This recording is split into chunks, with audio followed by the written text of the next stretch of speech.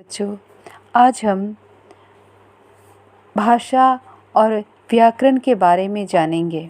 भाषा भाव और विचारों के आदान प्रदान करने का साधन होता है। व्याकरण जो हमें भाषा को शुद्ध रूप से बोलना, पढ़ना और लिखना सिखाता है। यानी भाषा और व्याकरण का परस्पर बहुत ही गहरा संबंध होता है। बच्चों, पिछले कक्षाओं में आप भाषा के बारे में पढ़ते आ रहे हैं। आपके अंदर यह जिज्ञासा जरूर होगी कि भाषा की उत्पत्ति कैसे हुई है। क्या आप जानते हैं, आदिकाल यानी शुरू में मनुष्य भाषा के बारे में कुछ भी नहीं जानते थे। वे अपनी बातों को सांकेतिक भाषा यानी इशारों से ही अपने विचारों को प्रकट करते थे। धीरे धीरे वे अपने विचारों को एक दूसरे तक पहुंचाने के लिए कुछ आवाज़ें निश्चित वस्तु और कार्य के लिए प्रयोग में लाने लगे।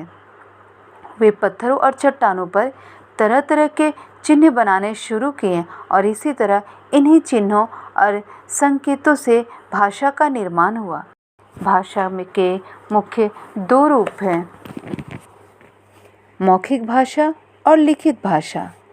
जब हम बोलकर अपनी बात दूसरों तक पहुंचाते हैं और दूसरों की बातें सुनकर समझते हैं, तब वह भाषा का मौखिक रूप कहलाता है। लिखित रूप, जब हम लिखकर अपनी बात दूसरों तक पहुंचाते हैं और पढ़कर उसका अर्थ समझ लेते हैं, तब वह भाषा का लिखित रूप कहलाता है। बच्चों, हमारे देश की भाषा हिंदी है। देश के अधिकतर भागों में हिंदी भाषा को बोला जाता है।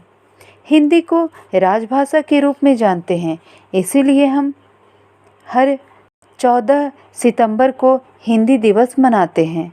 भारतवर्ष बहुत विशाल देश है, इसलिए अलग अलग प्रांतों में अलग अलग भाषाएं बोली जाती हैं।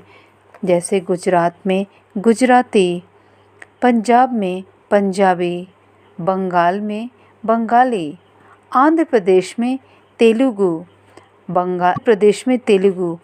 इसी तरह अलग अलग राज्यों में अलग अलग भाषाएं बोली जाती हैं। बच्चों, क्या आप जानते हैं, प्रत्येक भाषा को अलग अलग तरीके से लिखा जाता है। लिखने के इसी ढंग को लिपि कहते हैं। बच्चों, आगे हम व्याकरण के बारे में देखते हैं। व्याकरण क्या है?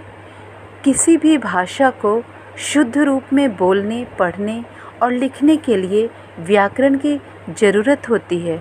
अतः हम कह सकते हैं, व्याकरण भाषा के शुद्ध रूप का ज्ञान कराता है। हम यहाँ पे एक वाक्य देखते हैं, अनिल खेल रही है। यह वाक्य शुद्ध है या अशुद्ध? सही कहा, यह वाक्य अशुद्ध है, गलत है, क्योंकि अनिल खेल रहा है।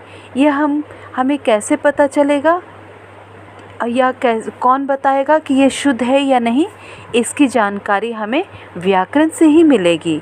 यह वाक्य गलत है कि अनिल खेल रही है, क्योंकि अनिल एक लड़का है, लड़की नहीं। इसलिए शुद्ध वाक्य होगा अनिल खेल रहा है।